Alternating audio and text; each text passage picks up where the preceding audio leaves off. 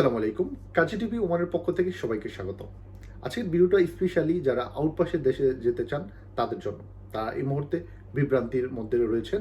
একেকজনে একেক কথা বলে তাদেরকে আসলে বিপদে ফেলে দিয়েছেন। তো তাদের জন্য স্পেশালি আজকে ভিডিওটা। আশা করি ভিডিওটা সম্পূর্ণ দেখবেন। দেখলে অন্তত আপনাদের যে টেনশনটা রয়েছে সেটা দূর হবে।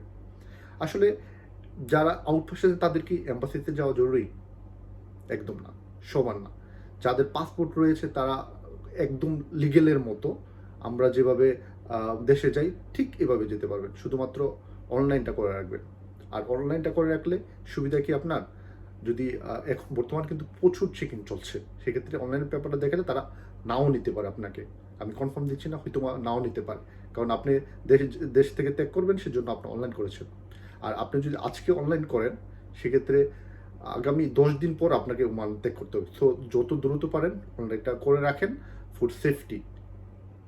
আপনি কোনো প্রকার আপনাকে অ্যাম্বাসিতে যেতে হবে না, খুবই সুন্দরভাবে আপনি দেশ ত্যাগ করতে পারবেন।